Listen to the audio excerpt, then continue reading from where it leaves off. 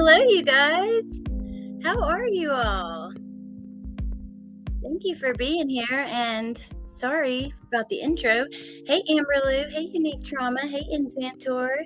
Hey, Cool Gamer. Pizza Chemist. Hey, Melinda.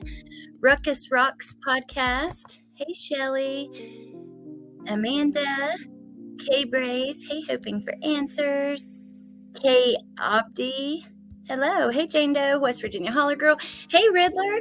We're actually going to talk about something that you sent me. One of the things. Hey, Amy. Hey, Amberlou. Oh, I think I said hello to you, Amber. How are you guys? I knew that I wanted to come live. I debated on a couple different topics to talk about, but I think that this article, it has so much, I don't know. I thought that I didn't want to go without talking about some of this. So that's what we're doing. Currently sitting in the orthodontist office for my daughter. Hopefully y'all get to go home soon. And it's not you that's at the having to get, I hate going to the dentist. It's like one of my worst fears. I don't know why. I think it's because you have to hold your head still and they're like so close to your face. I can't take it. Oh, awesome, Kay. Thank you. Good. Thank you for letting me know. Hey, Search and Rescue. Hey, Johnny. I did an interview with Eric Williams, searcher from the 13th in Delphi. Did you catch it? No, I didn't, but that's super cool. I have not even seen your channel. I will, though. I'd love to look at it, but yeah. Okay, so I want to talk about a couple different things today. As far as Bryan Kohberger, the case out there in Idaho goes. Now, I know that most of you guys have probably seen last night, there were quite a few things that came out on News Nation, Ashley Banfield, and we will talk about some of that stuff. I know it's been talked about. Hey, Brandy. I don't know how I feel about it. I don't necessarily trust anonymous sources, especially when we know there's a gag order with anybody officially involved with the case. So I don't know. And it doesn't make sense because if he was fired, if he was having all these issues at work and stuff, why did they not take his photo off until after he was arrested? So I don't know, but we will talk about some of that. But first I want to show you this article that Riddler sent me from Vanity Fair. I'm terrified of the dentist too. They have to knock me out. My anxiety is insane. They need to take these braces off my daughter before I go cray. Well, if she's about to get them off, then you guys are almost done with the process. I had braces when I was younger, but I only had them like 6 months and only on the top teeth. Shelly, I have anxiety too. Listen to Michelle's Sanctuary guided meditation sleep stories and it helps. Okay, I'll have to check that out. Yeah, oh my God. I swear I'm constantly fighting with my thoughts and all my worst fears about everything in life. And it's frustrating. But okay, let me share my screen. I am going to take you guys outside with me. I'm going to turn the camera off in a second, go outside because it's like 75 degrees here today and it's really nice. And I don't like to be in the house when it's pretty like that. Let me see. Hey, Ava. Hey, Scoop with Barb. It's on YouTube. Okay, Shelly, thank you. Hey, Tam.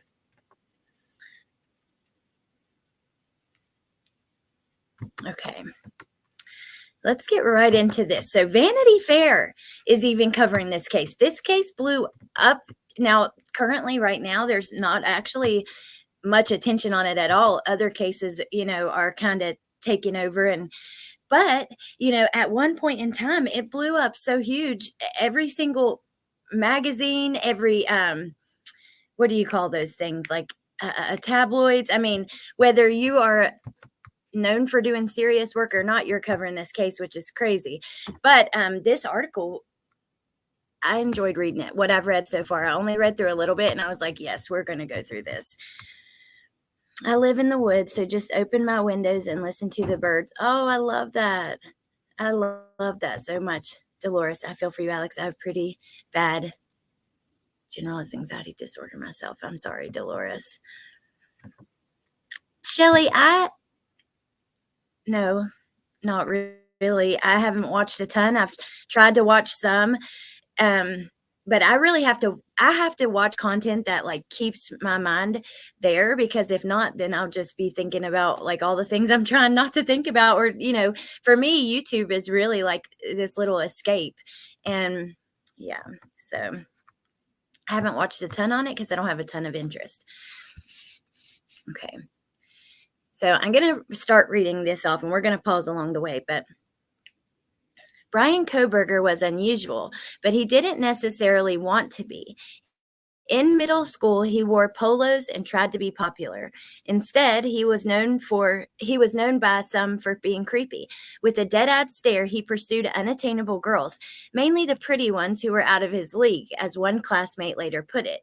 He gave them a weird feeling in their stomach, another said. For a while, Bryan maintained a quasi-friendship, and only at school, with an autistic classmate, Lee, a pseudonym, who was also bullied, but eventually even Lee grew wary. He just had something about him that seemed off, Lee would later write on Reddit. And I was trying to better my own social standing, as I was, at the time, a bit of a social outcast myself because of my autism. So I didn't want to associate myself with him. Bryan seemed to waver between emotionlessness and fury, even under the best of circumstances. But rejection would make him belligerent. According to Lee, when they were about 13, he told Bryan the friendship was over. In response, Bryan attacked Lee. He pinned me because he was very overweight. I was chubby myself, but he was probably 50 plus pounds heavier than me. Tripping over my words. You're not alone, Allie. Hope it gets better. I know anxiety is unfortunately one of those things that never truly go away, but prayers on getting over this. Thank you, Brandy. I appreciate that. Yeah, I don't know. It's just something I guess you got to learn to deal with. So, especially, I took medication for it for years and years and years, like benzos and, SSRIs and different things like that.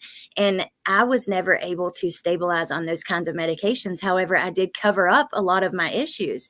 So it's been quite the journey trying to, like, learn how to deal with that stuff without those crutches. Melinda, I can't focus on one case at a time. I'm not interested in the Alex Murdaugh case either. Yeah, well, okay, let me keep going. In the following years, Lee says Bryan took up boxing and shed the extra weight. Bryan's former aunt told a reporter that he refused to eat animal products or any food that had touched anything that might have once touched animal products. Maybe Bryan thought diet would cure visual snow syndrome, a disorder in which vision is clouded by white dots resembling TV static. For a number of years, Bryan, or someone who shares his photograph, birth date, and email, recorded a journey into VSS and mental deterioration on a message board. Many of those posts were recently removed. So they quote one here that says, I am 15 in 21 days and don't want to wish I'm dead because of this horrible thing. Something major is wrong with me. I'm just a blank soul. I used to be a spelling bee champion. My doctor put me on every medication and it made me crazy. I always feel as if I am not there, completely depersonalized. Mentally, I feel like my life is a movie. I have delusions of grandeur, poor social skills, no emotion. I can say and do whatever I want with little remorse. Everyone hates me. Pretty much, I am an asshole. I broke my table for no reason. I find no joy in life. I simply don't want to live anymore. Bryan attended school in Pleasant Valley, the same district that employed his mom, Marianne, as a teacher's aide, and his dad, Michael, as a maintenance worker. The family struggled financially. Court documents show at one point Marianne and Michael had $49 in savings. When Bryan was around 15, they declared bankruptcy for the second time. During this period, according to old acquaintances, Bryan started doing heroin. Though he eventually got clean, his old friends heard, people would later wonder whether opioids might have held Bryan's demons at bay. Stoned users slump in the corner like drunken Pooh Bears. They do not gut people. By high school, though, people like Lee were no longer speaking to Bryan, who, it seemed, grew meaner as he grew thinner. Let me check on you guys over here.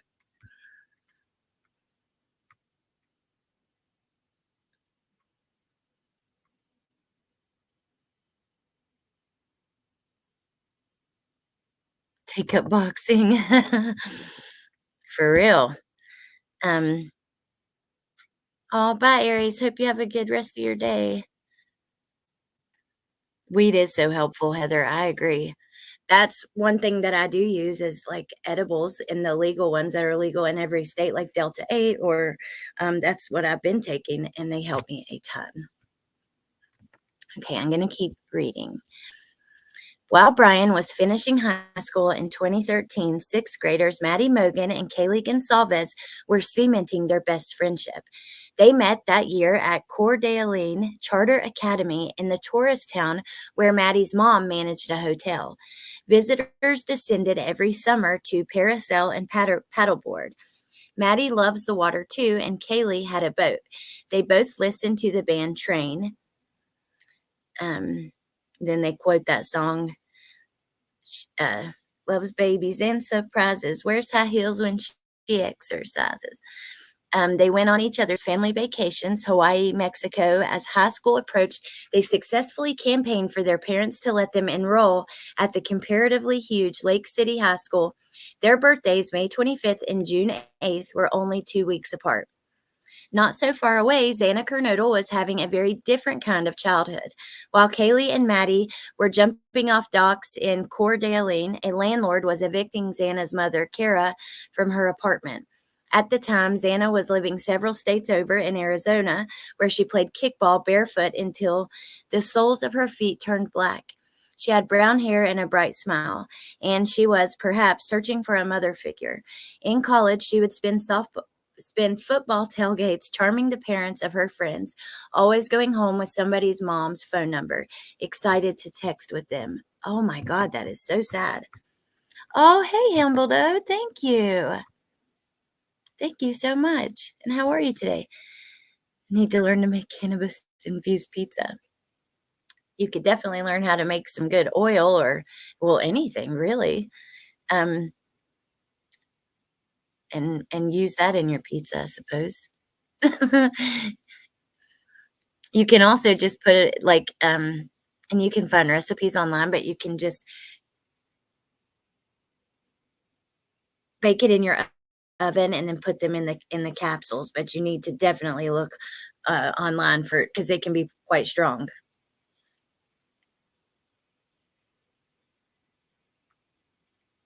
Oh, thank you, Riddler. Can't find any edibles that do anything for me except take my money. I wish it was legal here. I feel it's coming though, just not fast enough. That's kind of how I feel about everywhere, hopefully. But okay, that is so sad to hear the way that they position Kaylee and Maddie, jumping off docks and having a very privileged, fun childhood. And then, what Xana was going through. That is so sad.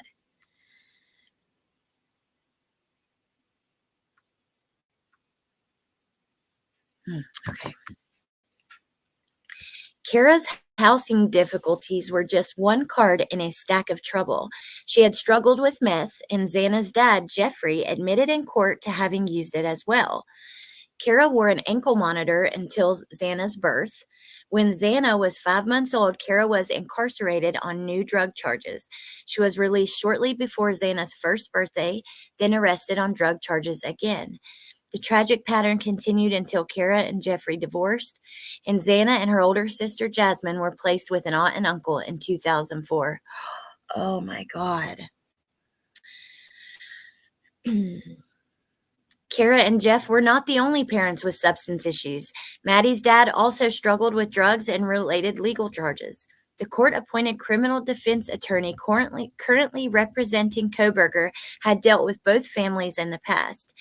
In 2021, with a population of less than 2 million, Idaho filled 1,180,000 opioid prescriptions. In 2021, about 1 out of 800 Idahoans died from opioid related issues. These realities may have been, in part, what instigated a social media fiction early in the investigation that perhaps parents' drugs or drug use had something to do with the students' murders. But, oops. But Xana refused to back down in the face of such challenges. She appeared to reject sadness. She practiced self-love.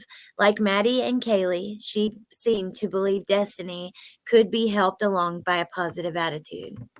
Wow. Hey, Amy. I know, Brandy, that is so sad to think of. And being removed from your home and just, I don't know.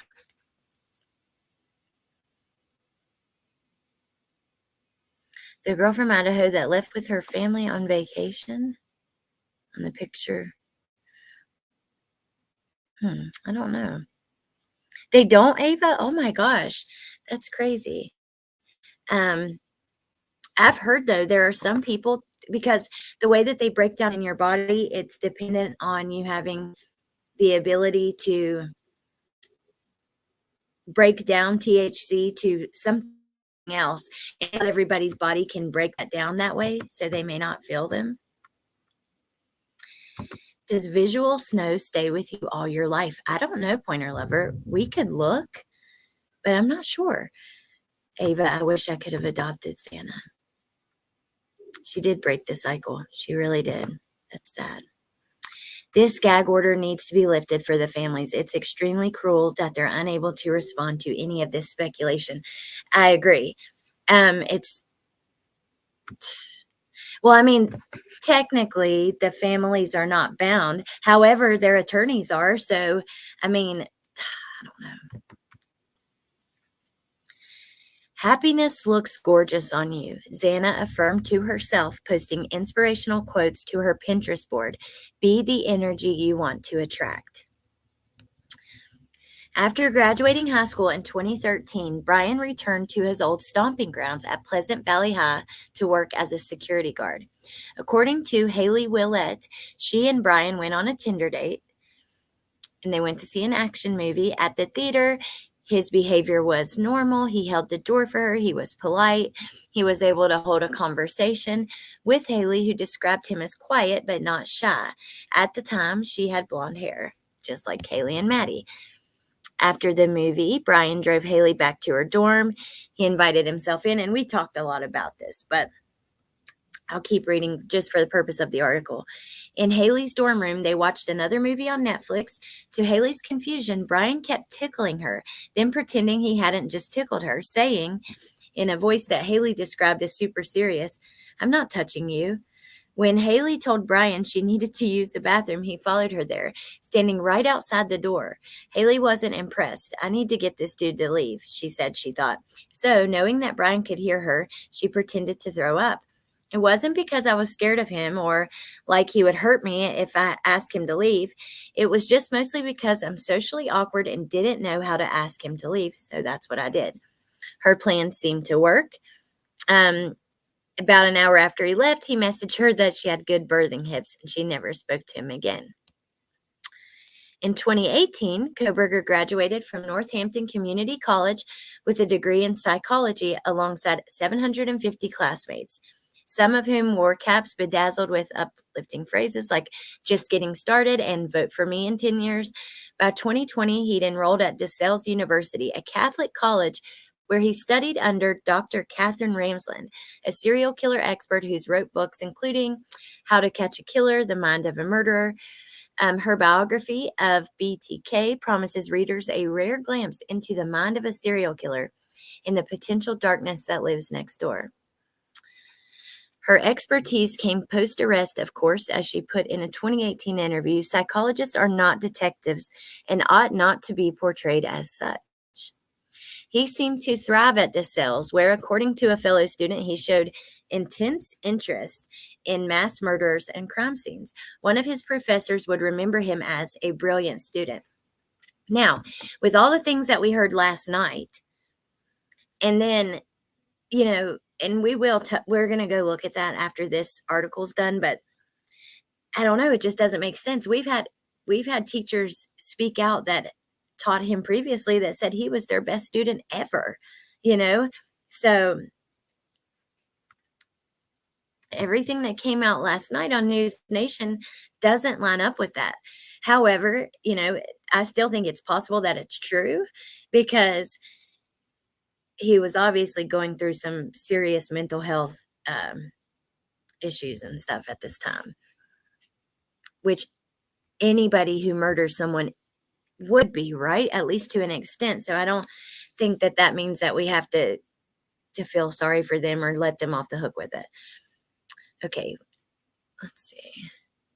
Something was off. According to the New York Post, employees at Seven Sirens Brewing Company in Pennsylvania recalled Bryan sitting by himself, staring at people until he inevitably started harassing women after having a few beers, asking them creepy questions about where they lived or whom they were with.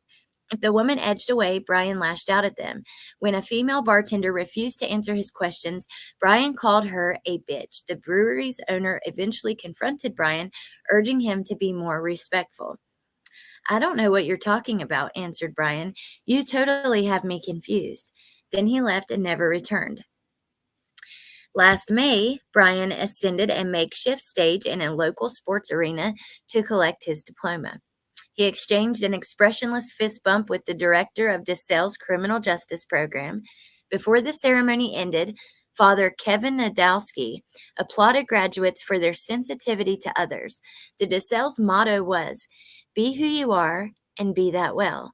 While exiting the auditorium, Bryan's deep-set eyes and prominent brow created such dark shadows that, from certain angles, it looked like he was wearing sunglasses. Around that same time, Bryan posted on Reddit to invite criminals to participate in what he claimed was a research project approved by DeSales. Hey, Kim. I agree, Ruckus rocks. I mean, I like some of the people at News Nation, but I don't know. I just don't trust everything that we're hearing from them.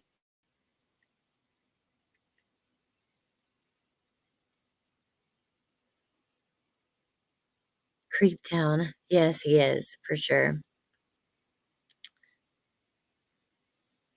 Someone said that they had visual snow from a concussion, but it went away after a while. Thank you, Riddler. Oh, Kim, you went on a cruise last week? Well, we missed you, and that's so awesome. I hope you had so much fun. So we already know this study. I'm not going to read through all of that.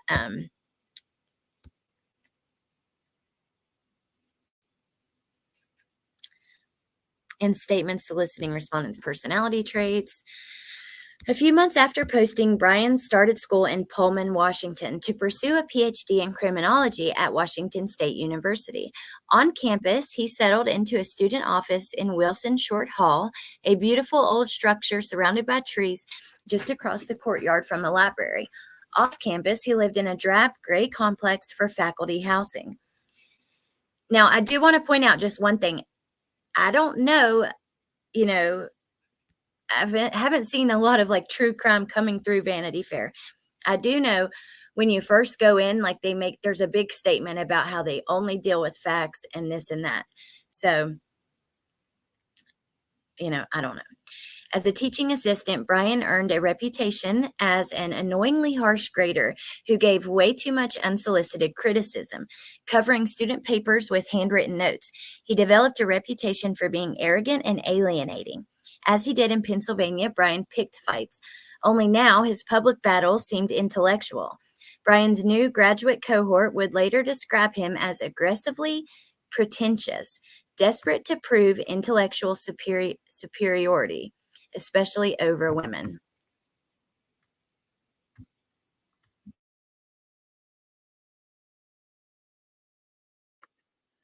Hey, Shay.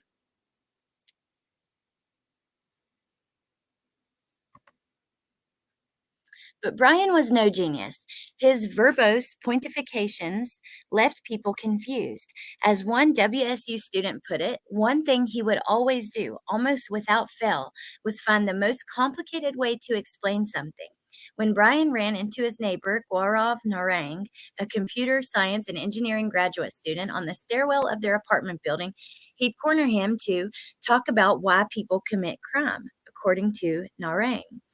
About a week before Ethan Chapin died, his parents, Stacy and Jim, drove to the University of Idaho for Parents' Weekend. It wasn't so very long ago that they had three high chairs in the kitchen. Ethan was the oldest, born a few moments ahead of Maisie and Hunter. Now, Ethan and Hunter were Sigma Chi's, Maisie a Kappa Alpha Theta. A photo of the three in a tulip field shows the triplets posing as U of I vandals. Stacy and Jim were elated to see their babies settled into student lives. "We've done it," they said as they began the drive back home. "We've literally done it as parents. We've created three incredible humans that will go on and have something great to offer this world." They couldn't have guessed that that weekend would be the last time they'd see Ethan. Now we have the grub truck, the house, the corner club. You know, that is something that has stuck with me since the very beginning. Stacy and Jim did an interview where they talked about, going for Parents Weekend and saying goodbye and telling each other I can't believe we did it. Like, we raised really great kids and now they're going to start their lives. That is just, oh God, it hurts my heart. It really does.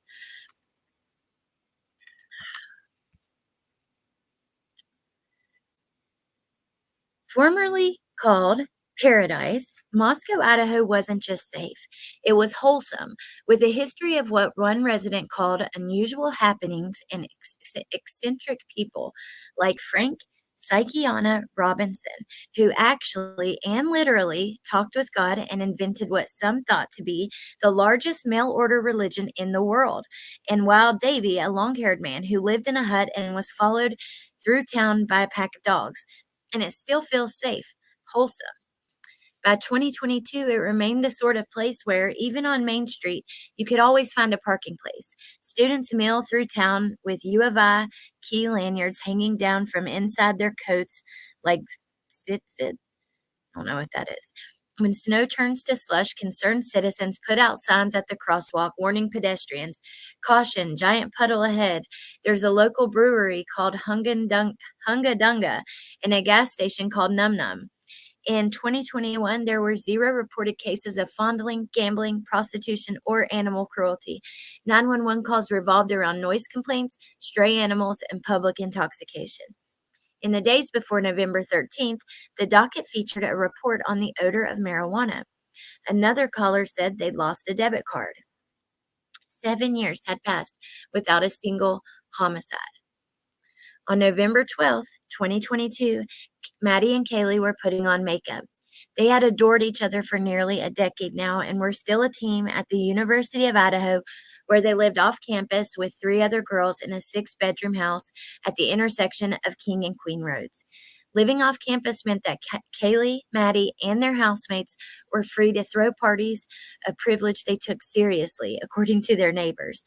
The house was a lantern, lit from within, brimming with energy, pulsating country and trap music and laughter. It really wasn't Kaylee's house anymore, though, and she wouldn't have been there had she not returned to Moscow last minute to show Maddie her new car, a gray Range Rover that she'd bought for herself, used but spiffy, perfect for her new job at a marketing firm in Austin, which was set to begin in February. Both she and Maddie were hard workers. Maddie made the dean's list. She'd been earning her own money since she started cleaning her mom's hotel as a kid, and it was a personal goal to one day be a millionaire. Kaylee's move to Texas would signify a turning point in the girls' friendship. That night, as they prepared to go out, it perhaps occurred to them, with a spark of deep feeling, that they had spent half their lives doing everything together. So many birthdays, two graduations, years watching each other grow and thrive and fall in love. It would have been unthinkable to them, to anyone, that later that same night they would die together, side by side until the end. Okay, I'm gonna pause and check on you guys. Hey, CDT. Hey, Jinlu. Good to see you guys. Oh, Kim, I know. And I'm sure Ethan's family probably feels the same way, And I'm about to take y'all outside on this beautiful day, though. We're not sitting in this house no more.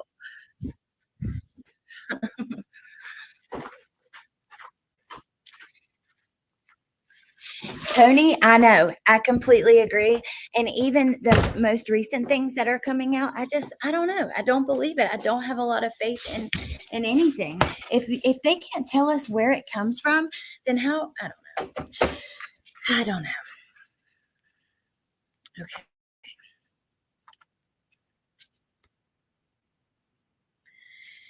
Down a narrow path and across a field, their beloved housemate Xana entered the bright blue Sigma Chi frat house with her first ever boyfriend, 20-year-old Ethan Chapin. Not a lot had improved in the past decade with Xana's mom. Kara had recently been arrested again for possession of a controlled substance, this time with the intention of dealing. Yet Xana was thriving. She found meaning in Elton John's lyrics, live for each second without hesitation. Hold on one second, you guys. I'm so sorry.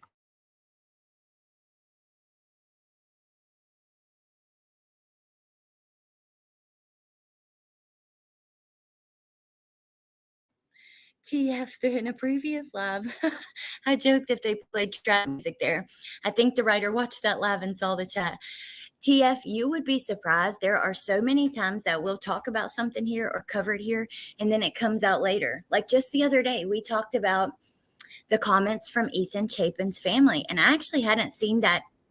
It hadn't been everywhere yet. No articles were written about it.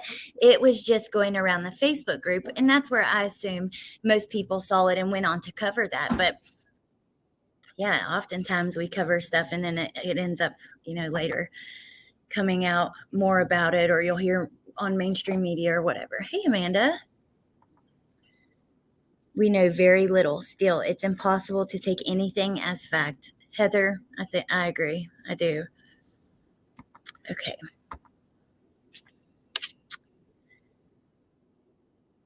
Xana was thriving. She found meaning in Elton John's lyrics, live for each second without hesitation. She loved Nirvana. Aw.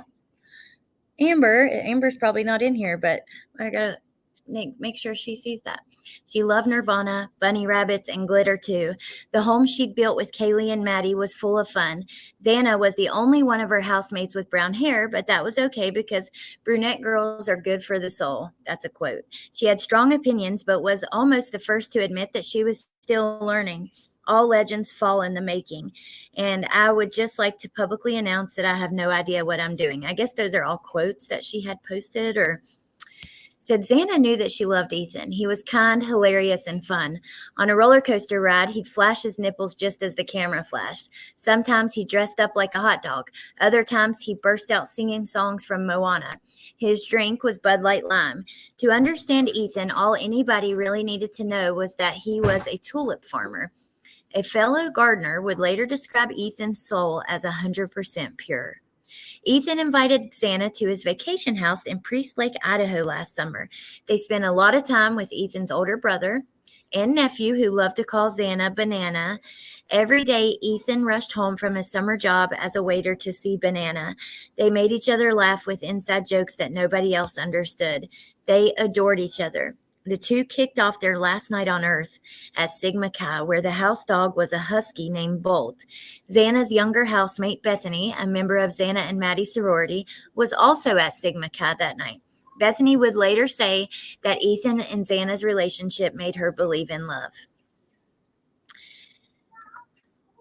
Hey, Ashley. That is so sad. Who don't love Nirvana? At the Corner Club, customers like Kaylee and Maddie could feel comfortable. Hold on one second, you guys. Not right now.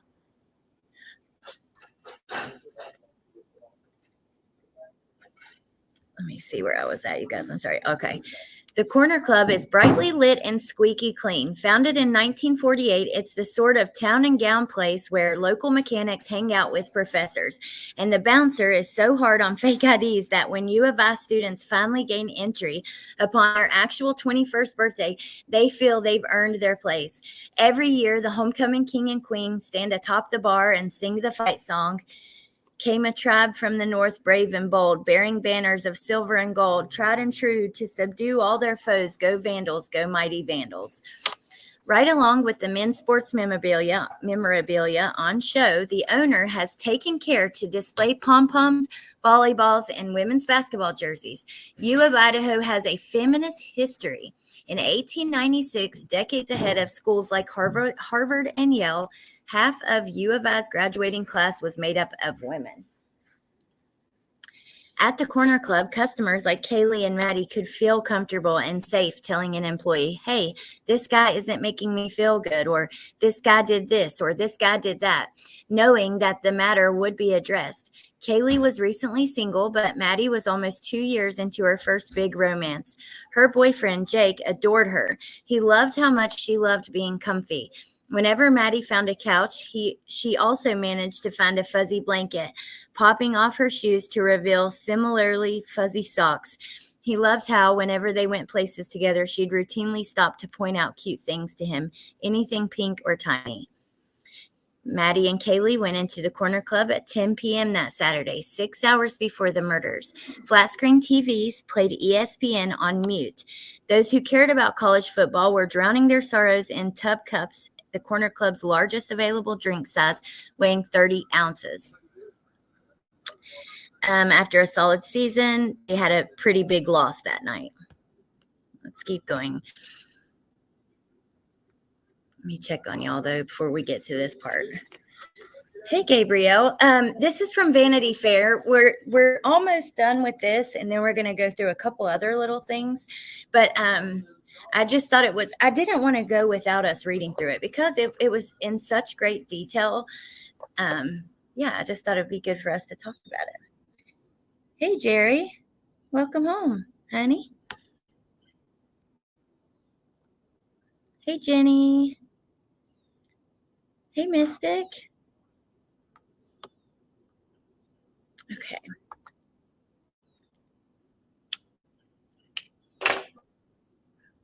On November 13th, around 1:30 a.m., Kaylee and Maddie exited the Corner Club and took a left on Main Street. It was 28 degrees outside, and cold air slipped through the torn knees of Kaylee's wide-leg jeans. Maddie wore an oversized jacket. The sleeves flapped around her hands as she talked and gesticulated. They passed Zion's Bank and Mingles, a billiards bar with a sharp sign, wielding a cue stick in one fin and a martini glass in the other, before making their way to the grub truck parked just down the road. While standing in line, Maddie recognized someone and went to give them one of her famous hugs. Kaylee swayed on her feet, struggling to say the word carbonara as she placed her order. She and Maddie booked a ride home. The grub truck was less than a mile from 1122 King Road, but it was freezing out, and walking home meant venturing down unlit stretches of road. They were smart. On the way home, they chatted with their driver, a guy they already knew because it was a small town and he'd picked them up before. Later, he would say, "It's not lost on me that my job was to get these girls home safe." 10 minutes later, Kaylee and Maddie climbed out of the car and trudged up the driveway to their house. It was nearly 2 a.m. Crumpled cans of Keystone beer littered the yard. At the girls' mini parties, strangers let themselves in and out of the house all the time. There was a number lock on the front door, the passcode to which the 5 housemates shared with their many friends, who in turn shared it with their friends. Hold on, you guys. I'm sorry.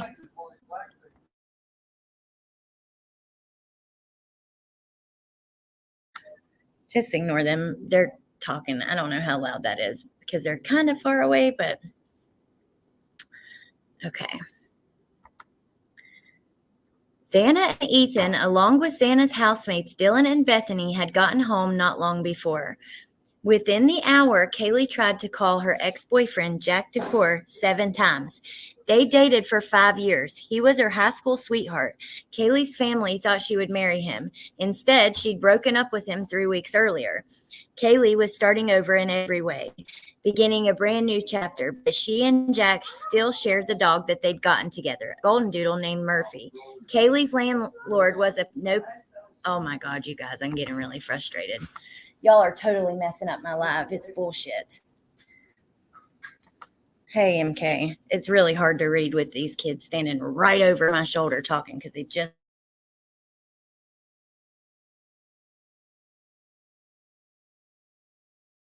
I don't know. Oh, it's tough to read. Hey, MK. I think I said that already, but also I got all flustered. So I don't know. Okay. Kaylee was starting over in every way. That's where I was reading. Her landlord had a no pets policy, but perhaps they'd bent the rules for Murphy because he was so cute. The next day, police would open Kaylee's bedroom door to find the dog unharmed. What the public knows about what happened next does not come from the girls or Ethan, but from the affidavit to arrest their alleged killer. As girls wound down to bed, a white Hyundai Elantra passed back and forth in front of the house. Bethany slept on the first floor of the house in a sub-basement built into a hill.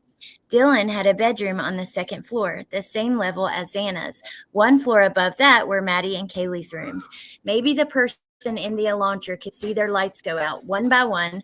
Perhaps they saw Xana's flicker back on when she retrieved a late-night food delivery. In any case, the car stopped circling the block around 4 a.m. and parked outside.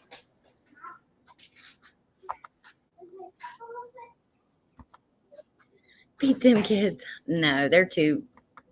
Shoot, half the time I'm having to tell Bentley he's not my boss. I wonder if the dog was in Kaylee's bedroom or the third floor bedroom. I'm going to go back inside anyways in a second after I finish my script.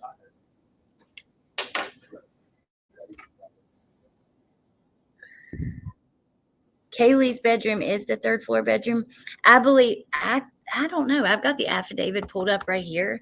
I guess I always just assumed it was in Kaylee's room. I thought that's what it said, but off the top of my head, I couldn't tell you. Let's see. Just before we continue, let me just look what it says about when he finds a dog. I'm pretty sure it was.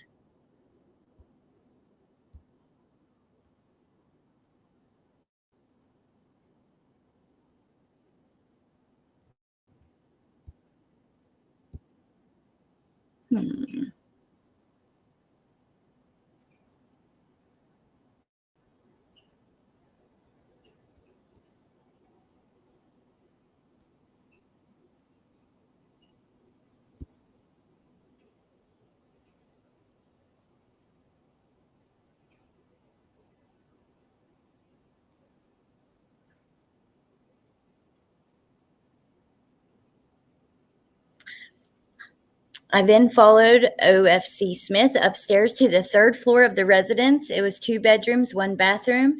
The bedroom on the west side of the floor was later determined to be Kaylee's. I later learned there was a dog in the room when Moscow police initially responded. So to me, that's them saying that it was in Kaylee's room. The bedroom on the west side of the floor was later determined to be Kaylee's. I later learned, so the dog wasn't there anymore once this officer got here, because you guys have to remember, these are just, it's the man writing up the affidavit. That's not the first person at the scene or the first person, it's just his perspective. Okay, back to our article because we're all done. Let me see. Okay. From the back of the house, a sliding glass door opened into the kitchen and would have revealed an anthropological buffet, a used colander, a sticky stack of unwashed cereal bowls, 1 partially consumed coffee. Beer pong was set up on one of the tables. In the living rooms hung a neon sign declaring good vibes. Dylan woke around 4 a.m. to what sounded like Kaylee playing with Murphy on the floor above. Then it sounded like one of the girls said, "There's someone here." Dylan opened her bedroom door and saw nothing and went back to bed when she heard crying coming from Kernodle's room, followed by a male voice saying something to the effect of, "It's okay, I'm going to help you." She opened her door again and again saw nothing. I just want to pause there for a second. So I've been telling you guys I've been watching, hey Deco, hey Wolfie, I've been watching Crime Lines and Lies a lot, and she said something over there that made me think. So she was talking about the "it's okay, I'm going to help you." And she's like, I wonder if that was like, doesn't that sound like something a police officer would say in a situation like that? Like we hear about his fascination with law enforcement and that kind of stuff. So it is interesting to think about it like that. If potentially he was trying to, I don't know. Okay, at 4:17, Murphy started barking upstairs. Neighborhood cameras picked up what sounded like whimpering, followed by a loud thud. When the crying continued, Dylan opened her door a third time. In the darkness, she saw a stranger in black clothes, his face covered except for his eyes. She noticed his bushy eyebrows. She stood there frozen as the stranger walked right past her. Later, using a presumptive blood test, police found a shoe print right outside her doorway. All at once, it was over in just 15 minutes. What happened between Dylan's encounter and the 911 call hours later remains unknown to the public. The two surviving roommates woke to discover the aftermath of those strange noises and voices in the night. In the kitchen, red liquid dripped down the cabinets, coming from the direction of Maddie's bedroom, situated just above. Off the hallway lay Ethan and Xana. Off the exterior of Xana's bedroom wall, more red liquid dripped down the concrete foundation. Upstairs, Maddie's body was sprawled beside Kaylee's. Investigators later called it the worst crime scene they'd ever seen. Do you guys remember the blood coming down that cabinet in the kitchen, which many people have disputed, and we've talked about the possibilities on here.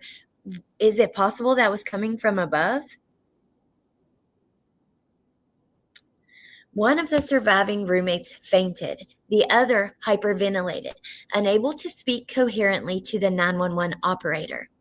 Based on what they were able to make out, the dispatcher filed the call under unconscious person. After the killings, Bryan seemed chattier, more upbeat, and relaxed. His students started to get better grades and lighter feedback. He got a new license plate for his car and a fresh haircut.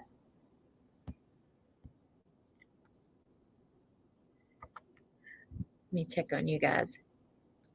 I know, Kelly, it did in some photos. Because that's something that Woofy showed me at the time. Because Duty Ron came out and said that, it was blood and this and that. And then Woofy was like, well, I have these photos of it and there doesn't look like anything on it in these photos. So I'm really curious about that too. I don't know when we'll find out, and me too, Kelly. Finally home from picking up the kids at school. My 16-year-old Maddie told me to tell you hi. Oh, hi, Maddie. That's so sweet. Okay. Exactly. I was sure it was blood, but then the older photos made me question it. Yep. I don't know, Kelly. I guess we'll have to wait until trial. Hopefully we'll know for certain then, but I guess it's possible that it was coming from upstairs. I had never even thought about that.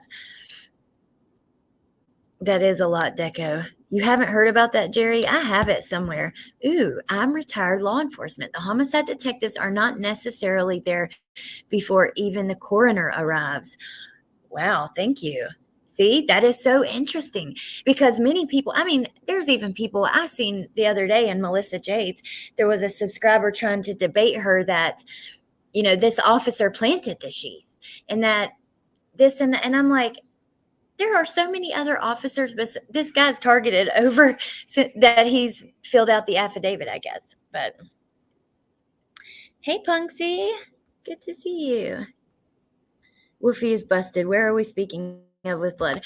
The cabinet. Remember the one that we talked about because it doesn't have the like in some pictures it appeared to not have blood on it, and in other ones it did. Oh my God, that's so awesome, Shay. What a smart girl. That is so awesome. Okay, let's keep reading this because I want to get to the other things too. In the initial stages of the investigation, some of the victims' families bristled at Moscow Police Chief James Fry's lack of transparency. On December 3rd, Xana's distraught mom, Kara, phoned a news program to discuss her frustration with law enforcement and talk about her daughter. Throughout the segment, Kara's responses indicated a deeper level of grief. She had never been to 1122 King Road. She didn't know what kind of car Xana drove. Kara was caught in a different kind of mourning. She'd lost someone she loved but never really knew. Meanwhile, desperate for someone to blame and terrified that a killer was on the loose, the public cried out for a suspect. 3 weeks after the murders, facing rampant criticism, Fry held fast to his prerogative to keep new developments under lock and key. Web sleuths disagreed with this decision, scrambling to fill the vacuum of facts with their own theories, many of which involved accusations that led to victims' families, neighbors, friends, former employers, and boyfriends, as well as local business owners in Moscow being harassed as they tried to navigate their immense grief. To online voyeurs, so used to getting immediate answers with a quick Google search, the lack of new information felt unacceptable, even corrupt, more like censorship than justice. Nobody seemed to understand that leaks cause issues at a trial. They simply wanted to solve the crime themselves like the geniuses they knew themselves to be. Of course, Fry wanted justice, but he took the long view, tamping down leaks to protect the integrity of his case. If he made a single mistake or the wrong thing got out, sorry, you guys, that is a Miller Yellow, not a beer, everything could fall apart at trial. Kaylee, Maddie, Xana, and Ethan's killer could walk free. He held firm to a sentiment that Maddie had once felt was important too. Don't let the internet rush you. Facing backlash, Fry finally brokered an emotional compromise, announcing that he'd be recovering the girls' personal items from inside the house and turning them over to victims' families. On December 7th, he made a point of driving the U-Haul to the house himself and backing it into the driveway. No easy feat on a snowy hill. I didn't know that. As he reversed into the driveway, his wheels spun in the slush. Another officer hopped on the rear bumper to give the van some traction, but it was no use. There would be no privacy today. Officers would be forced to parade in and out of the home with the girls' belongings in front of the press. Cops tiptoed down the icy drive in solemn procession, clutching golf clubs, a body pillow, a yellow suitcase, pink hair curlers, a vacuum cleaner. Imagine wanting answers and only being able to accept your dead daughter's vacuum cleaner. But Aaron Snell, the communications director for the Idaho State Police, assured reporters, I guarantee you, behind the scenes, there is so much work going on. We're going to solve this, he said. Later that same day, the Moscow police announced they were looking for a white Hyundai Elantra. It was caught on security camera footage. Back at WSU, Michael and Bryan, begin their 37-hour drive home back to the Poconos. They were stopped twice, and he was also seen wearing gloves while grocery shopping. In the early hours of December 30th, under the cover of darkness, Specialty Emergency Response Team crept from the trees surrounding the Coburger house, doors splintered, windows shattered. In Moscow, things are slowly returning to normal. On the community bulletin board at Buser's Coffee House, just above an image of Kaylee, Maddie, Xana, and Ethan, someone posted a flyer for a missing backpack. Locals feel relieved that a suspect is in custody. Kaylee's father told reporters the family favors the death penalty in no uncertain terms. Justice is when you leave the planet. Private security guards take turns protecting the house. Inside, where Kaylee, Xana, and Maddie had once pinned, posted, and practiced their favorite affirmations. Don't panic. I don't know where I'm going from here, but I promise it won't be boring. And paradise is where I am. Whoo, what a read, you guys. Holy moly.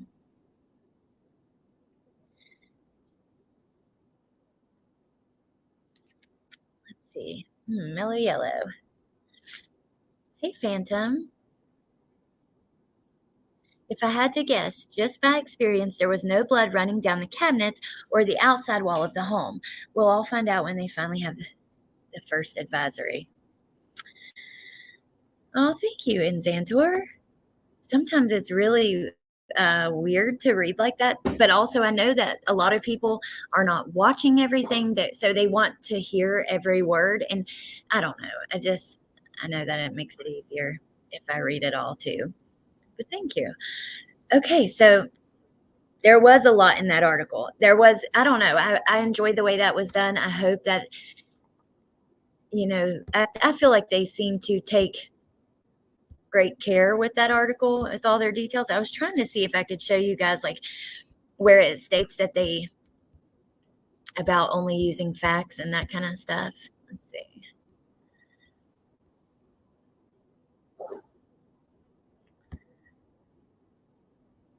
Okay. So back to Facebook for a moment. So we talked about the news, all the stuff that come out last night. We have not really talked about it yet, but before we go to that, which will be the last thing we talk about before I let you guys go, I saw this that I wanted to show you guys. So it says authorities in at least 2 Pennsylvania counties where Bryan went to college have made no connection to cold cases. So it seems like they've been looking, which I'm glad that they are, because with a crime like this, many people did not think this was his first time ever committing murder, and okay, it says authorities in at least 2 counties have searched their cold case files looking for links that could connect those cases to the suspect in the Idaho college murders. Your natural question is to start wondering, is this guy wanted? Is his name out there? Did he do anything here in my county? Authorities have previously said that he had no prior record. However, since he was a student at Northampton Community College in Bethlehem, authorities took a deeper dive into records. He may have also attended classes at a satellite campus in Monroe County. Using a crime information center, authorities in Northampton County searched records of unsolved cases using Coburger's height, weight, method of operation, and other characteristics. Houck said authorities did not find any evidence linking him to unsolved cases. In fact, nothing with respect to Coburger has come about in our investigation of cold cases or unsolved cases to this point, but we always continue to investigate and pursue leads.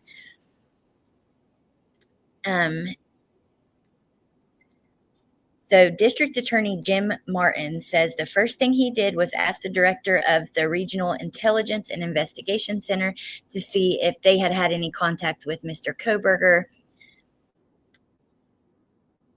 We have no unsolved homicides in any way meet the modus operandi of this event out in Idaho.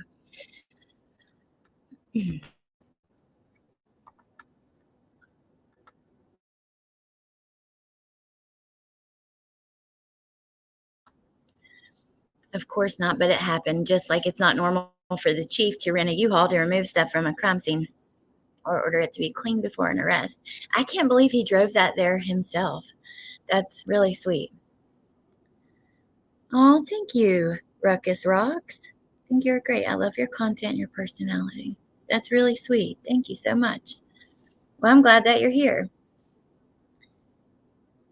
I know of one person that was murdered, no person found. Oh, Jenny, off the top of my head, I don't remember, but it's very close to the old date. I will keep you guys posted on that, though. I know, MK, that one out in Oregon. I was curious about that one, too, but maybe this truly was his first attempt at something like this.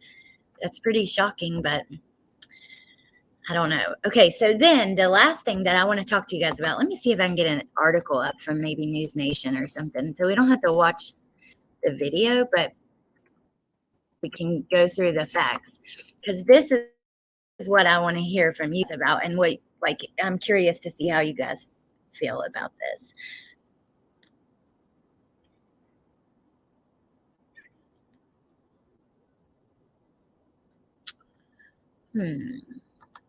So I'm over here looking. I'm just trying to find it, straight from News Nation. Here we go.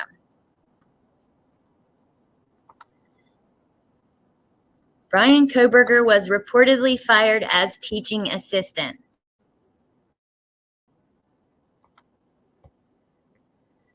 News Nation has exclusively learned that Idaho killing suspect Bryan Coburger was allegedly fired from his position. as a teaching assistant at WSU. Did she go through all the we're gonna have to watch it because they don't even go. I was hoping they'd have like an article with all the details, but they just attached the video. So look, Great Wolf Lodge. Woofy. I've wanted to take the kids there. It's like a really nice indoor water park at a hotel. Okay. Defendant. 1 second. In the case Bryan Kohberger. And now we are learning a few things were happening in that man's life leading up to and right after the murders. Things like being investigated by his own school, Washington State University, where he was working as a teaching assistant. And apparently the investigation wasn't going well. He was warned time after time after time to cut back on the bad behavior. We're told behavioral problems specifically, but time after. Okay, so in order to keep it fair use, we have to pause anyways, but this just makes no sense to me. It's crazy that we have teachers from Pennsylvania that have spoken out saying that he was one of their best students. Now, like I said, I think that, there was obviously some mental health crisis occurring somewhat anyways, but I don't know. It's interesting. What do you guys think about this? My first cousin is missing 25 years today. Oh my God, Jenny, I am so sorry. There's a few documentaries about it, but never got any closure. Ooh, thank you, Kelly.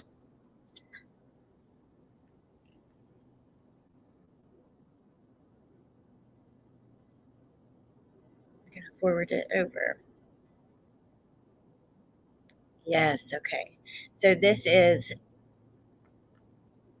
we're just going to click over here for just a second and click on this. So they said that September 23rd, this came, if we would have continued watching, she would have showed this on the screen. And apparently there was an altercation that occurred on September 23rd. Then they had a meeting. And then apparently he was not meeting their expectations that they talked about in the meeting. So then you come to November. You have another meeting November 2nd. Nothing. Then we have the murders occurring 2 weeks after that. Not quite, but a week and a half after that. And then another meeting December 7th. Second altercation with Professor December 9th, officially terminated December 19th. But do you guys remember when he was first arrested? And this is something that Woofy said to me today on the phone, but his photo was still on the website, and I believe that it's up in person as well. Like they were, it was taken down almost immediately, but all the teachers' assistants and teachers have their photos hung in the particular department that they work in. Oh, Jeff, you've been to Great Wolf Lodge. That's so cool. I think that I think that is against the law to divulge information about someone's job. I still love her though, Allie. I know you do. I mean, I like Ashley Banfield. However, I don't trust all the things that have been coming out lately.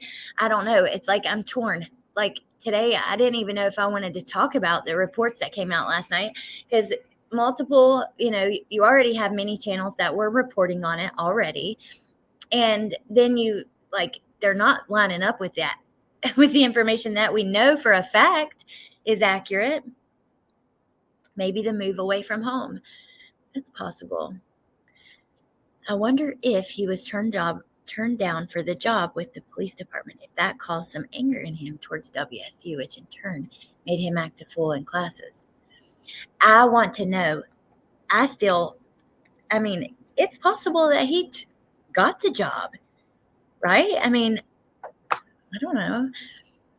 It's kind of what I was thinking at the time. I'm like, imagine if we find out that he actually had gotten the job.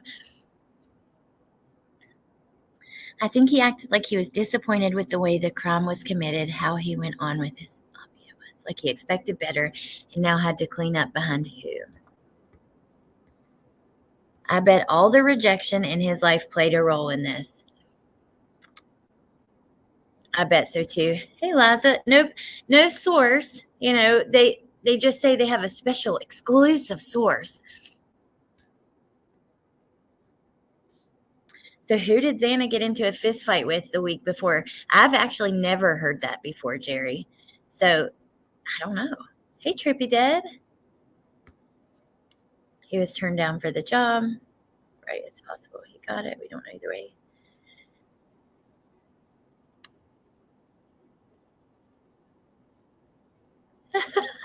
My unnamed sources tell me don't believe the unnamed sources.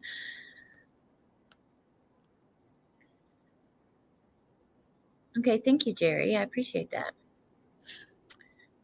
Somebody said he didn't get the job. Can't remember who said it. It's probably speculation. I don't know. We'll keep watching for a minute to see if there's anything else that I want to add to this. I don't know. Like, you got to keep in mind that,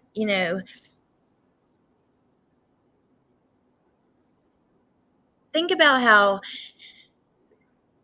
like, some people will start to accuse YouTubers of milking a case or something like that. Like, say, they're like, oh, you just keep covering that because it's a case that's getting all the attention or this or that. The news is no different. They want their stuff to be viewed as well. And so I don't know. I think it's just they're trying to come up with content on this. And I'm not saying that it's a lie. It could very well be true. I don't know, but that's just how it feels. Time after time, he didn't. He got more feisty and belligerent, even arguing with his professors, until they finally decided, you're fired. That's right. Bryan Kohberger was fired as a teaching assistant from Washington State University. I have the actual specifics of this, and I wanted to sort of go through what we have come to learn was the sort of timeline of his warnings and all of the things that were listed on a termination letter that Coburger himself was given right before they cut the cord with him. So I'm going to just watch some of these so I don't get them wrong. But the highlights, or lowlights, I guess you might call them, was that he had a sexist attitude towards females that he interacted with. Now, this is not the first time we've heard this. Many people from his past have come forward saying that his attitude towards women, LGBTQ, towards people of different races, was not very nice. I've been accused of that. We just all get sucked into certain cases. People can cover for. I agree, Kelly. I think we all get accused of that somewhat. Okay, hold on one second.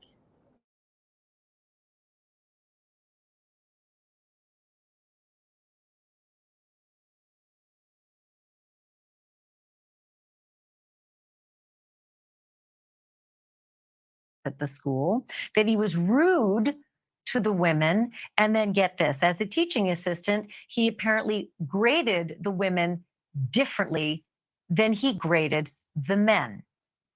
Here is the alleged language that was included in his termination. Oh, MK, thank you. Thank you so much. What TikTok video, just Samantha? That's really sweet. I'm going to get my phone out. StreamYard's got to step it up a notch or something, because the fact that you can't see that stuff, you can't see if you do a membership milestone comment, like those highlighted comments that shows how long you've been a member, the creator doesn't see that either. Thank you, MK. One expects more from a network. I know, Liza. I know. But I'm just saying, I don't know. Trippy Dead, Jenny, Wood Fairy, Ruby, Morales, and Trasha. Yay, you guys. I wonder Tar Heels fan, you say, I wonder if he's getting along with his attorney. I wonder why we haven't seen a hearing on that. And were the things that the media was kind of talking about as far as conflict of interest, were all of those things addressed prior to, or something like that, because the fact that we have not seen a hearing on that, and I'll be very interested to see what happens with this gag order. I don't know.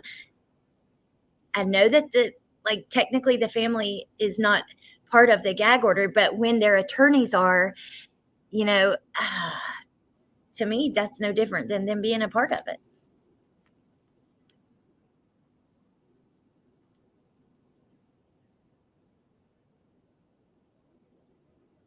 Oh, I love you even though you love Ashley Banfield. I'll forgive you for that one. No. Yeah, what's the TikTok video?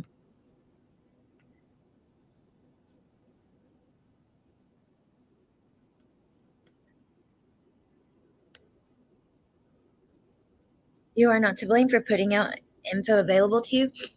His News Nation that needed to verify sources. They are putting out info that is very questionable. Thank you, Charnel. And I know it's like this. It's as a creator who's following and covering a case closely, you want to make sure that you talk about the updates and the new things that come out. And then, so today that was me. I'm like, I don't know if I should do it or not. But then I saw that Vanity Fair article and I wanted to read through that. But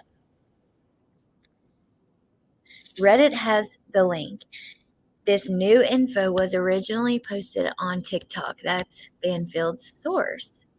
Ooh. Surely they will do a mental evaluation, but schizophrenia manifests in the 20s, most common, although most people with that don't go on to kill. Okay, we're going to pull up Reddit for a minute just to see, because then I got to go get some dinner and go get my mom's medicine. But I want to try to find this link. So, okay.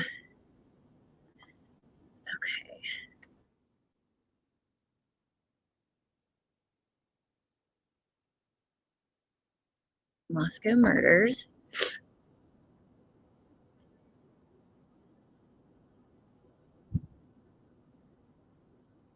So happy for the support the families are getting, anonymously or not. This was sent to Mr. Gonsalves in memory of Kaylee. Oh, that was sweet.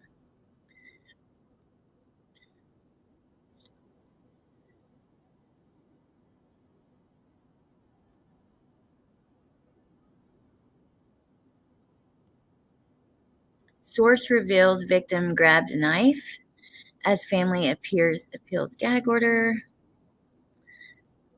The big story on Vanity Fair.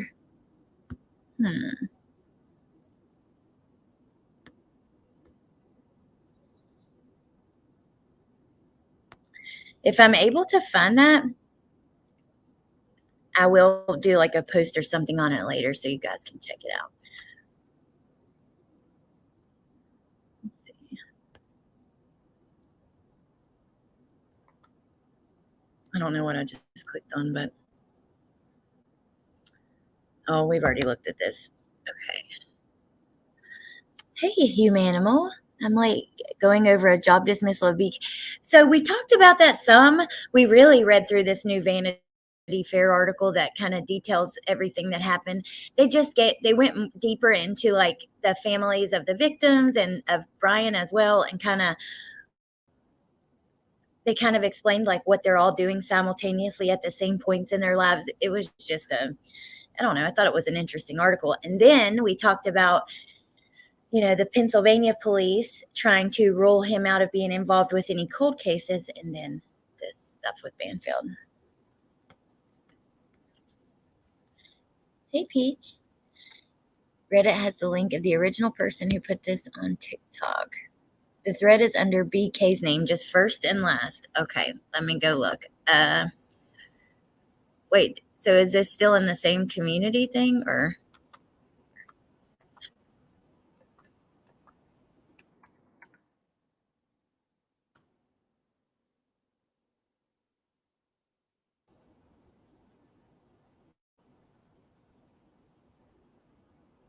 Okay, so I don't think it's in the Moscow murders one. I think it's in the Bryan Coburger community. Reddit is a crazy place, you guys. Oh my goodness.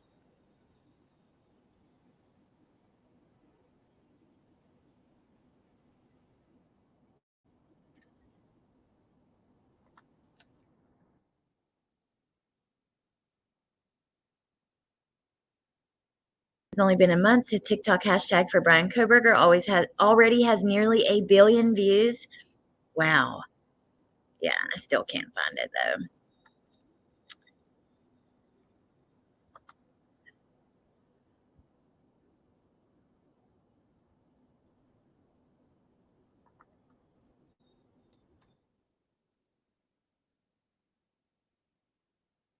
Wait, sort? New. Kentucky single mother has professed her love. We know that. Psychiatrist pins letter to the admirer. Okay.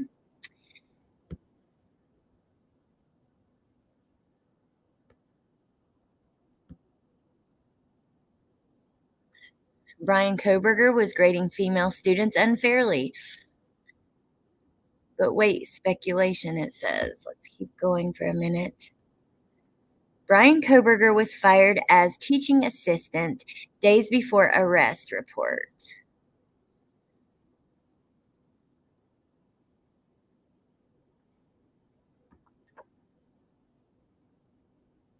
It says unconfirmed. Double edit. Who is silently downvoting me over this?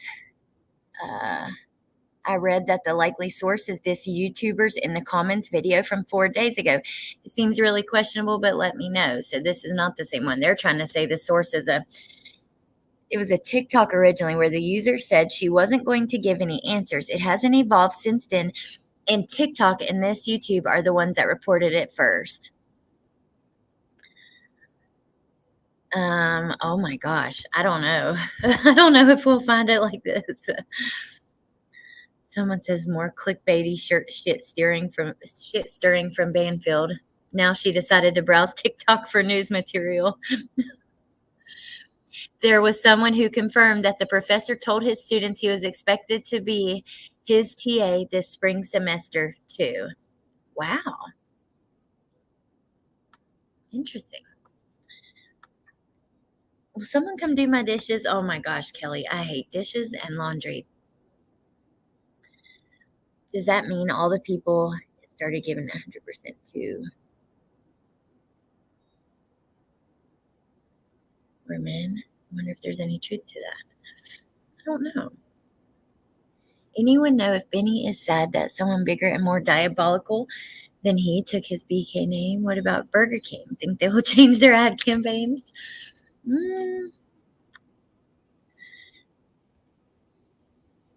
Oh, thank you, just Samantha. I will find it. Maybe I won't find it during this live, but I will try to find it because I do want to see that TikTok. We're gonna pull up TikTok actually just for a second at the end, and then I'm gonna let you guys go. But I wonder if I search his name. Unbelievable. No, I know. This is Along with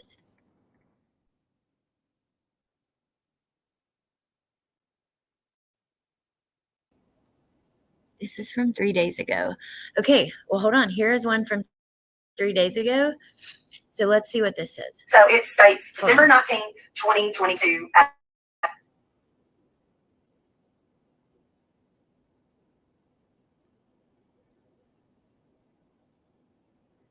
Okay, hold on, you guys. I think I found it. So this TikTok was posted and it says, oh my gosh, this was from 3 days ago. We know that the story just came out last night on Banfield. But 3 days ago, this account says sharing at Yabound's video of the alleged firing of Bryan Coburger as TA from WSU. Please be kind. This information is not confirmed by law enforcement or other sources, but I have no reason to not believe this is true. I will delete if proven false. The timeline of this is very interesting. To see her almost 40-minute video, follow her link to her TikTok and click YouTube link. All right, let's just listen for a minute and see what she says.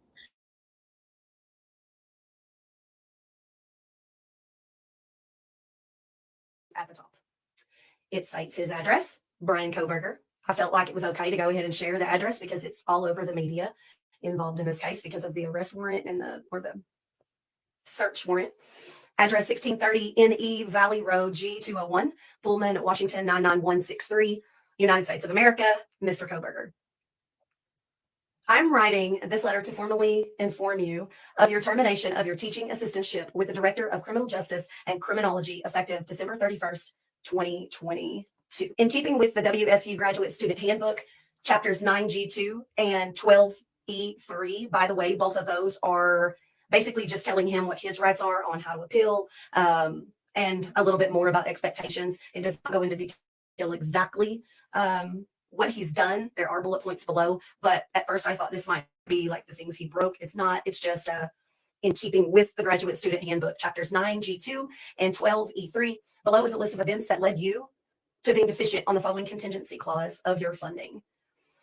And then in quotes, it says, maintaining satisfactory progress in fulfilling assistantship service.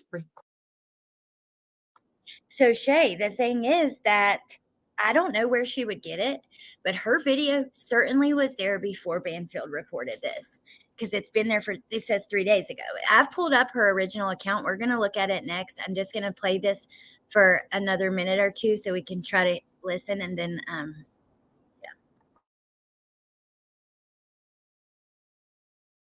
requirements and duties. So we have 1, 2, 3, 4, 5, 6 bullet points. Now I will tell you, I do not have what is under the 6th bullet point, and I don't have a reason for that.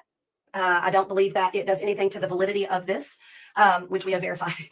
And I just wanted to be transparent about that. Bullet points below, it states on the first one, on September 23rd, 2022, you had an altercation with the faculty you support as a TA, Professor Snyder.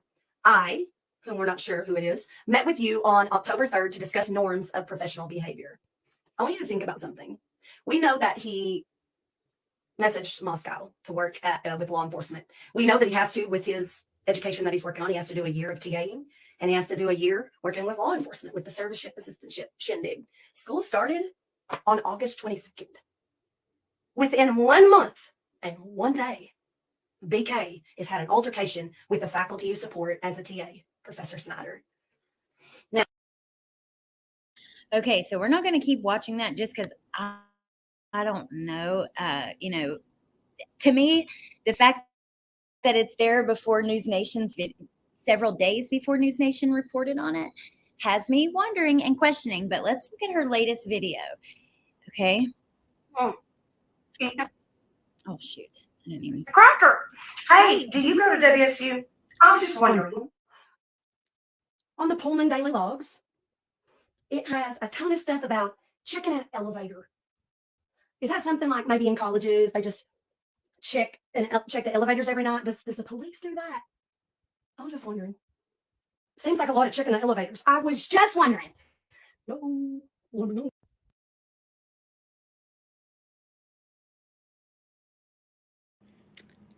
Hi. So, you know what would make that believable? If you were to post photos of the full letter. I'm especially interested in the letterhead and the signature of who signed the letter.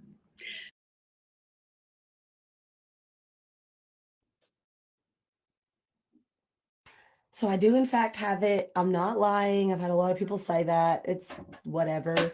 I'm not going to put out crappy content, and I want to make sure that I have everything in it. So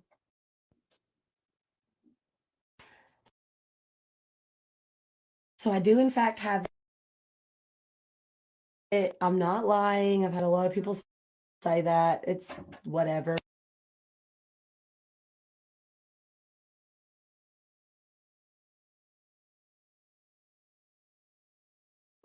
Wow, you guys. So do you think this is where that came from?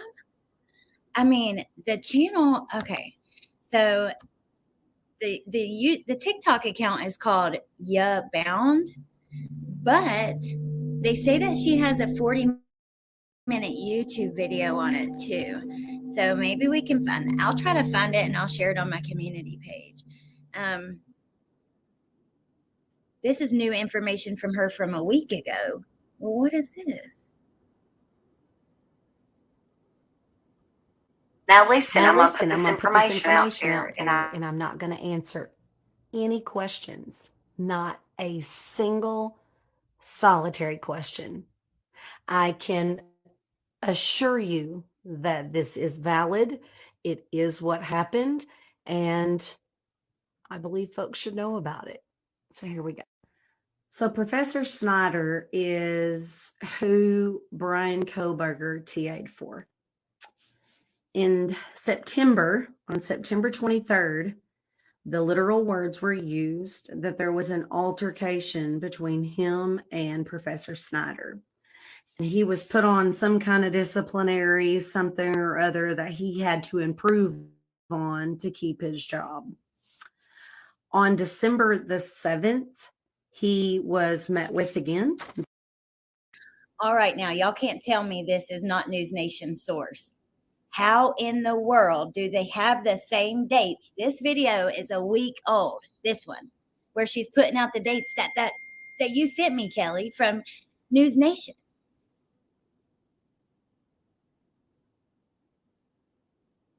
Hey, crazy mama. What in the world? Tell me that News Nation is not reporting this as if it's the truth, as if they have some secret source. Oh my God. Oh my God.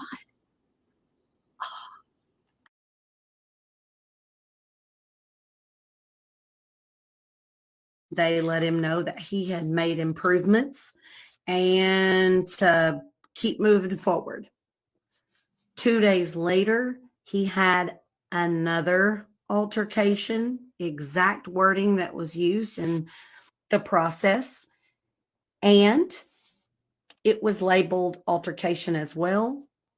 And December 19th, Bryan Kohberger was fired as the TA for Professor Snyder. All right, you guys, my mind is blown. I cannot believe this. I cannot believe this because I'm not saying it's not true. It very well could be true. I just cannot believe that this could be the source. I told News Nation to TikTok the story here.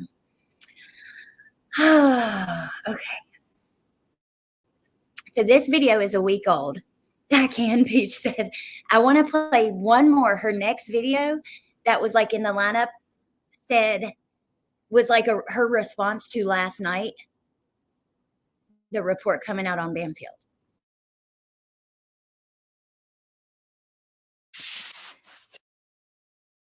I think it's important because in the Idaho murder case, there's been a lot of focus on the chief defendant in the case, Bryan Coburger.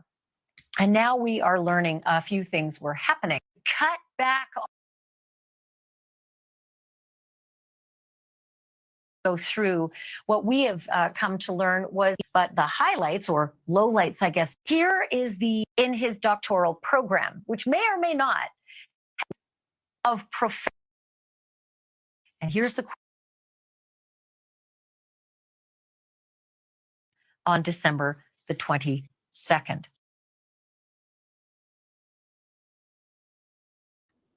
Okay, so she didn't react. She just put the clip, but oh my God. Trashy news. We are here for views and not the truth. That pisses me off, you guys. I'm sorry. I got to be honest. I just can't believe that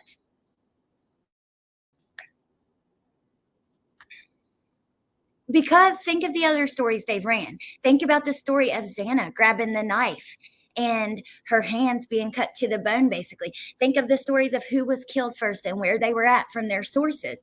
And the fact that they even put those stories out had me mad because they were insensitive as hell. And just to think that it's Amber, we found.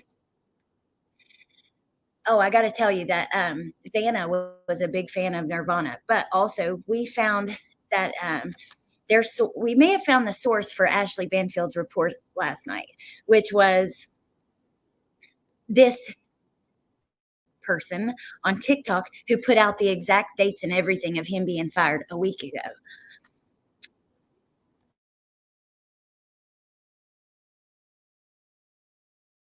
Dr. Scott Bond. He's a criminologist, a professor. He's the author of the best-selling book,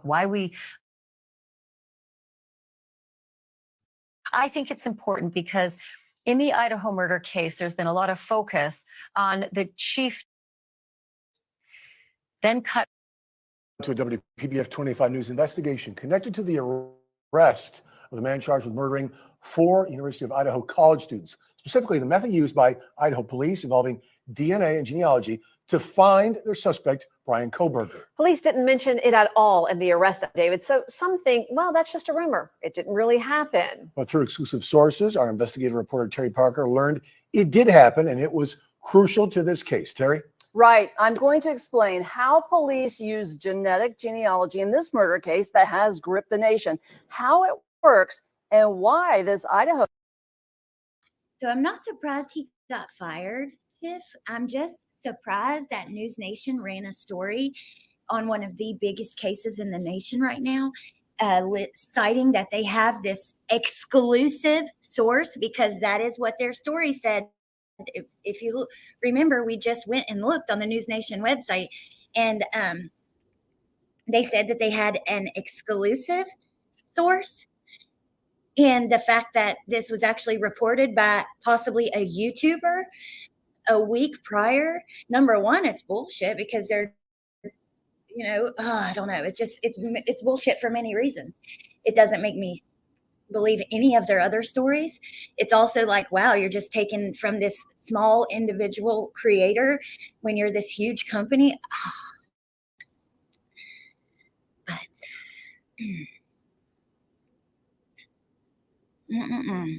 crazy. No, not all the evidence is in the affidavit. That's very true.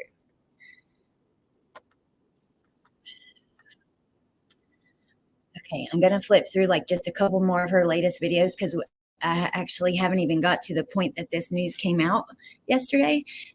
So I just want to see if she said anything about it, and then I'm going to let you guys go, and we'll talk more about it later. I'll see what else I can find. I wonder if it's even true too, Peach. And then that just puts me in a rabbit hole about the other stories that they've ran. Matter of fact, you know what we're going to do? Hold on. So law enforcement just recently did a probe into some cold cases to see if Bryan Coburger is at all involved in anything that has happened, and it doesn't seem that anything has turned up. Let me read you the article. Authorities previously said that 28-year-old Coburger has no prior criminal record. However, since Coburger was a student at Northampton Community College in Bethlehem, Pennsylvania, authorities took a deeper dive into records. He may have also attended classes at a satellite campus. Abby's Werner, the first grade teacher at a new. So the attorney. Now, I know a lot of people threw out Ina and Harsh.